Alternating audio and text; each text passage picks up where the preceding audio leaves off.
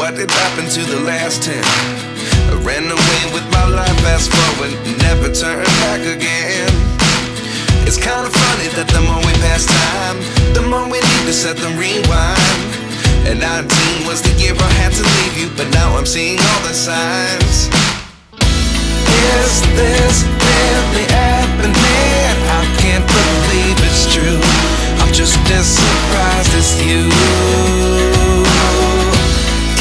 Today, kakagising ko lang kasi kanina tumatawag yung rider ng Shopee kasi meron ako in-order sa kanila. Dumating na. Kung familiar kayo dun sa may parang buri na blinds, parang yung mga kahoy-kahoy na gano'n. Alam nyo ba yung parang binibenta na nilalako ng mga sakay sa kalabaw ba yun? O kabayo, parang gano'n na kabayo ata yun. Siyempre kung kalabaw yun, anong oras pa makakarating yun, di ba, kapag magbenta sila. So yun, dumating siya kanina. So, anong oras pa kami dumating na dito? Mga parang aga pa before, mga past 6 AM nandito na kami. So, antok na antok pa rin ako, natulog muna ako, and mahirap din kasi signal dito. So, kailangan ko pang ilagay yung cellphone ko dito sa may malapit sa kitchen, sa window. Nilakasan ko na lang yung ringtone ko. So, yun, nagising ako na yun nga, dumating na yung rider. So, ipakita ko sa inyo mamaya yung yung nabili ko. So, ngayon, ang ginagawa ko, naguhugas ako ng mga ng mga pinamili ko. Ito, binilang ko na sinanap ng yung sa baunan niya, dalawa. Ayan, may sabon na. Kasi, binili ko nga pala to sa Miniso. So, ang ganda niya, no, not Miniso. Binili ko to sa SM mismo. Parang yung brand niya is Hosh. So, dalawang ganito na 640 ml. Yung binili ko sa kanya. So, yan. So, hinuhugasan ko na lang siya ngayon kasi hindi naman siya. Kasi nagbabaon na si Nana, diba? So, yan. Kaya, tinatapos ko na lang siya ngayon na hugasan. So, yun. Pasensya ng mga kalokatseras kahapon pala. So, umalis din pala kami kahapon. Yun. Kaya ako nakapunta ng ng SM, nakapamili. And, pumunta na rin ng habang inaantay ko si Nana kasi medyo mahaba pa yung oras. Pumunta rin ako ng Miniso. Kasi meron akong binili doon na hinahanapan ko siya. Wala kasi ako makita sa SM na parang lunch bag niya. Kasi, kaya ko nga pala siya binila ng ganito. Nabasag niya kasi last time sa office yung baunan niya. Yung baunan niya kasi diba na ginagamit, yung sasabi ko nga, is glass. Kasi, glass kasi mas madali kasi siyang hugasan and hindi nga 'di ba nagdidikit yung mga oil niya. So kaya ganito yung binibili namin sa kanya. So yun, nabasag sa loob mismo ng lunch bag. Sabi ko sa kanya may mga bubog pa, sabi daw niya na pagpag na daw niya, pero nakita ko meron pa. Natatakot naman ako baka mamaya masama pa sa pagkain yung mga maliliit na bubog na yon na bumili na lang ako ulit ng bago. Sa Miniso ko nabili. And also ito, bumili na ako ng tong. Yung tong, kasi gusto ko yung tong na parang, hinugasan ko na. Tong na wood. Yung wood na tong ang binili ko. Binili ko rin to sa SM mismo. Parang, ano ba ito ko na yung brand? Kasi tatanggal ko na, pinutol ko na yung mga niya. Parang chef something yung brand niya. Nag-iisa na lang siya, buti na lang meron pang natira. Para sa akin, di ba? So yun, pakita ko sa inyo na rin yung yung nabili kong lunch bag kay Nana. Pero tatanggal ko na syempre kasi galing sa mall So yan, tapos ko nang hugasan yung mga yan. So ayan mga kalapatseras, tapos na ako maghugas ng pinggan. So ayan, di ba? Grabe kaya ko maghugas ng kamay ng pinggan nang hindi ko nababasa itong isang kamay kasi bawal pa siyang basain. Kasi baka, di ba? Sorry pero baka magnana kasi yung sugat ko. Yung pinalitan nga pala to ni Nanab ng mismong gasa niya. Tapos nilagyan niya ng betadine. Hindi na ako tumingin kasi talagang sobrang nagaan yung ko. Siguro baka sabihin ng iba napaka-arte ko naman, pero pag ganun pala yun, syempre sa ibang tao masabi mo ng arte naman nito na lang naman ng nahiwa lang naman, pero talagang hindi lang siya hiwa talaga kung makikita nyo yun. So yan, anyway mga kaloktsera, sa yun ang galing talaga. Yun ang ginagamit ko nga pala na hand cream. So ito pa rin malapit ang maubos. So hindi ko rin alam kung malabasa ito yung i-best something ganyan. Yan talaga yung ginagamit ko. Pero may brand din ako nagamit na ganito, yung Bath and Body na hand cream. Kasi hindi ko ako mag-hand cream. Hindi Bath and Body. Ano pa yung isa kong ginagamit? Ano pa yung isa? Fee Shop. And ano yung kapatid ni Fee Shop. So yun, dun ako talaga bumibili. So ito, dahil medyo nung time na yung bumili kami, na magkakasama kami sa mall neto, nung sa Mega Mall pa namin itong binili. So ito yung pinakamalapot para hindi na kami umakyat pa, para bumili pa. So itong brand itong binili ko. Pero mabango rin to, maganda rin siya sa kamay. So yun, ito nga pala, so yung lunch bag, binila ko na ng bago si Nanab. Sa Miniso ko na lang to binili, para mura lang to. 199 lang. So color blue yung binili ko. And maganda to kasi, maano siya, masikip ko. Yan. Ayan siya, para ano siya, insulated ba tawag dito. So yan, para gagamitin yan ni Nanab. Ayan o, grabe no, hindi mo parang nagkikintab yung face ko. Hindi ko alam kung dahil din ba ito sa serum kapag naglalagay ka sa gabi. Onting ano ko lang talaga, galaw ko lang talaga pinagpapawisan ako kahit hindi naman mainit dito, kahit nakatutok na sa electric fan, talaga init na init ako. Ayun yan, kasama rin pala nun, ewan ko ba, napakahilig ko talaga sa mga shock or clump pa yun. Natuwa kasi ako sa color niya, color black. So binili ko rito sa Miniso, pero 100, ang cute niya yun, 69 pesos lang ata yun. Ito ata yung 199. Tsaka sabi ko akin na, buti na lang, nilista ko na yung mga bibilhin ko kasi pag lumalabas ako, lagi ko nakakalimutan. So yun, yung binili ko kasi na, ang tawag doon? Dahil shoes dun pala sa GU na sa Japan, hindi ko magamit-gamit kasi wala akong foot socks. Kahit nga yung sapatos ko, isang coach, hindi ko siya magagamit kasi wala akong foot socks na. Kasi yung mga ginagamit ko sa office before, wala na, tinapon ko na lahat kasi sobrang masisira na rin. So yun, natuwa ako sa Miniso, meron pala. Ang ganda niya. Ito, binalita ko na lahat to. Ayan o, ang cute niya. Hindi siya nakikita sa socks. And yung tela niya iba o, parang makapal siya. And may parang mga, buong likod niya may stopper siya. Yun yung parang ganyan. Ayan o. Yung parang goma. Kasi di ba yung nabibili natin, kunyari sa mga Puma, ganyan. Sa likod lang yung parang may, stopper pa tawag doon. Yung parang hindi siya nahuhubad. So yan yan, bumili ako block para magamit ko na sila. And then share ko na nga pala sa'yo, ito na, ito yung nagpagising sa akin kanina, ito yung glides. At ilalagay ko pala to doon sa may dirty kitchen. Actually hindi man dirty kitchen kasi hindi naman yung kitchen namin. Ilalagay ko to doon sa may side, sa kabila kasi lahat yan open yan eh. Para siyang naka-grills siya.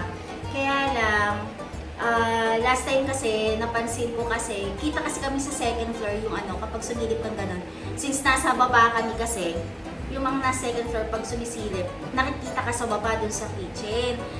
Last time na nagluluto ako, sabi ko gano'n, kung minsan nagluluto pa naman ako doon. Or kapag gilinis ako, syempre di ba mahilig ako mag-dress-dress. May mga sumisilip kasi, katulad nung last time, nahuli ko na parang meron nakatingin, tapos yung paglingon ko gano'n sa taas, syempre di ba kasi minsan, pag may nakatingin sa'yo, para di ba napapansin mo na may nakatingin sa'yo? Di ba ganun yon? Para kung alam niyo yung mga kalokatseras nga na kapag gabi, di ba na natutulog kasi bigla ka nagigising na kapag kwento lang sa akin dati na namin, na trainees namin na sabi niya na, ma'am, kapag po kasi may nakatingin sa inyo, pansinin niyo po, nagigising kayo. Yung parang didilat ka sa gabi, takot nga ako, yung nagdidilat ka sa gabi na natutulog ka, pansinin niyo. Tapos bigla kayo magigising na wala lang, hindi kayo naiihi or kahit ano, nagigising lang kayo. Sabi daw na ibig sabihin na may nakatingin daw sa'yo. O nga naman, minsan kasi pag, kunyari, kahit nasaan ka nang pupunta, pag nakatingin sa'yo, na-ag yung attention mo, kahit hindi mo siya nakikita, tililingon mo siya. So yun. Tapos yung paggalingon ko sa kanya, bigla siyang tumalikod agad. Hindi ko alam kung parang mga dito yung mga nag-aayos. Kasi parang mga nag-aayos dito na pang-fire yung mga tao dito naman sa condo. So sabi ko kay Nanab, kaya kailangan ko bumili na lang. Tapos kapag nagpupo, iaangat ko na lang siya para siya kasing blinds. Papakita ko sa inyo. Ayun, blind siya. Doon ko siya ilalagay sa side na yun. Napansin ko rin pala, kasi ang galing wala namang kahit na anong halaman sa labas. Kasi naka-front kami doon sa may parang playground. Pero napansin ko nung mga kailan, parang may onting lamok. Or dahil ba tag-ulan na, nagulat ako kasi dati wala namang ganun. Tapos nakita ko na lang yung binti ko. Kasi pa kinakagat pa lang lamok or kinakagat, nagpa-flat siya na red. Hindi siya yung dot lang na gano'n na parang kita natin kagat-kagat na pula. Sa akin, siya, parang flat, tas medyo lumalaki siya. Kaya sabi ko kay Nanam, nakita ko rin kasi doon, napapunta doon sa may side ng parang sa ano, likod ng sa aircon. Sabi ko, mabuti na rin pala na lagyan ng ganito. Kasi nakita ko parang doon din ang gagaling. Sabi ko, saan kaya nang galing? Dalaga sa mga, ano, wala namang madumi. Kasi yung kabila mo, ibang unit, nasa right, may ibang unit naman. Yung sa kabila naman, yung sa aircon nga, sabi daw niya, kasi daw tag-ulan na. Kahit before daw, ganun na dito. So yun, ay oh my god, naputot yung tali. Ay! So, yun ako, naputot pa ata yung tali. Kakagupit ko. Buksan natin siya. Pagdikitin ko na lang, parang naputot ko yung tali. Mga kalakotsero. Saan ba yun? Check ko lang muna ito. Putulin natin. Ayan, ito na mga kalakatseras. Nabuksan ko na. Oo nga, naputol ko siya. Pinagtugtong ko na lang. Ngayon, tinali ko na lang siya. So, hindi naman siya ganun kapangit. Pero may binili ko ata is 2 feet by 3. Tama? O ata, gano'n. Pero parang ang liit, ano? Ay, hindi lang naman yung doon. So, hindi ko lang alam siya kung paano siya gagamitin. So, eto. Siguro ito, yan o. Pag hinahatak mo to, ayun, nagpo-fold siya. Ayan o. Gano'n. Pero paano siya? Gano'n. Pag ibabalik mo, hatakin mo lang ulit. Paano? Or tama atang, hindi, gano'n siya. Hindi ko alam kung paano siya gagamitin. So, siguro, dito mo siya isasabit. Tapos, ito siya. Yan, ganyan siguro. Parang medyo ano siya, no? So, yun, ganun. Hindi ko alam. Ano ba yung nasa taas dito? Ito ba? Parang feeling ko ganyan siya. Ayan. So, yan, ganyan pala siya. Yan. Yan. At yung binili ko, ang cute, diba? Parang ano, native painted. So, yan. Yan yung binili ko. Hindi ko lang alam. So, kailangan ito na ganyan. So, dapat pala habaan ko to. Talian ko na lang siguro ito para makahatak-hatak ko. So, ito, pag kinapit ko siguro ito, lalagyan mo na lang ng tali. So, yan. Ayan yung binili ko. Actually, mura lang to. Sa Shopee ko to binili. So yan, sabi ko nga sa inyo, maano akong bumili sa Shopee. Sa Shopee ako minsan maano bumili. Kasi sa Lazada, medyo hindi ko kasi kabisado. So, grabe din naman, konti lang yung ginawa ko. Nagpapawisan na ako. So yan mga kalakatseras, yun yung binili ko na dumating na ngayon. So tinawagan ako, kaya ako nagising ngayon. So yun, mga kalakatseras. So ngayon, mag-prepare muna ako ng pang-lunch ko. Yun nga pala kahapon, umalis din kami, ako kasi kahapon, kasi naka-schedule ako kahapon ng ano ko, yung sa diet ko nga, yung sa kilikili. And since tapos na yung ano, yung 5 sessions yun eh, parang nag-start ata ako naman January pa. Eh kasi every parang 6 weeks, parang bago ka babalik. Bibilang ka muna ng 6 weeks bago ka mag-i-schedule ulit ng next session mo. So yun, parang, kasi bakit ba nagpapadayod pala, ayun, dayod, para, hindi naman siya para hindi ka natubuan ng kahit na anong hair dito sa, sa underarm mo. Kung hindi, pinaninipis siya, and kusa na daw siyang babagsak pa. Ninipis na siya, and papabagali na niya yung pagtubo ng hair mo sa underarm mo.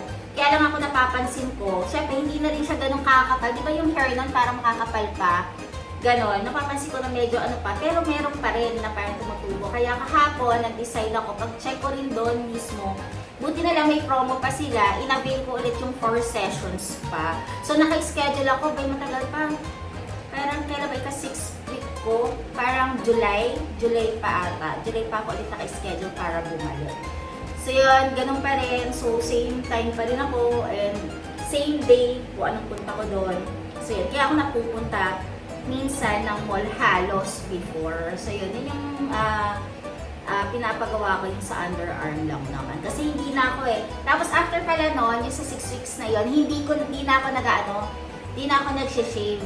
Hindi na ako nagsishave ng kasi parang umunti na siya, pero meron pa rin yung tumutubo. So yun, kasi tinatanong ko rin mismo yung sa akin, yung gumagawa sa akin, bakit ganun meron pa yung tumutubo? Kasi ika-5 session ko na yun. Kasi na-expect ko hindi na ako magpapabook ulit. Kasi hindi naman talaga siya tuluyan daw mawawala talaga. So, ano pa rin, parang ninipis lang siya, babagal, tatagal siyang tumubo, parang gano'n. Siguro pag pinagpatuloy mo, yun, paunti-unti na siguro matitira daw, mga parang 3 na lang, gano'n.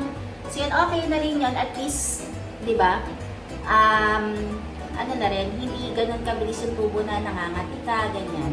Then after mo kasi magpa-diet, mayroon ka lang cream na post something na ano na ilalagay ng cream, din kapag nagbabat ka, meron lang din panghugas hanggang 3 days yun. 3 days yung cream, 1 week yung pang, ano mo, panglinis mo ng kritina habang naliligo ka. So, yun lang mga kalakatseras, and mamaya, plan namin pala ni Nanab, pakasundiin niya ako, kasi coding din mamaya. Uy, grabe, pinagpapawisan ako kahit na ano, parang malamig naman yung hangin na nakatapat sa akin. So yung mamaya, plan din namin ni Nanab na baka dumaan din kami ng Landers. Then i-share ko rin din sa inyo kasi meron kaming titignan sa Landers na may titignan din kami sa Landers eh. Pero yun, check na rin namin, i-share namin sa inyo kung marami rin mga sale na mga items doon or goods doon na mga pagkain or kahit na ano sa Landers. Share namin sa inyo. Same lang din ng SNR. So yun lang mga kalakatseras. Siguro ngayon magluluto na din muna ako ng food ko ngayong lunch.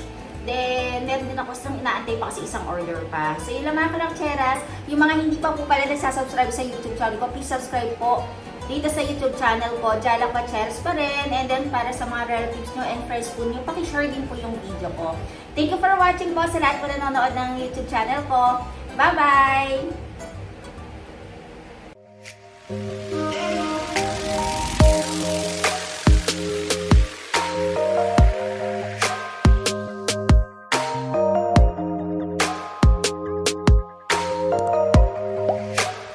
Yeah.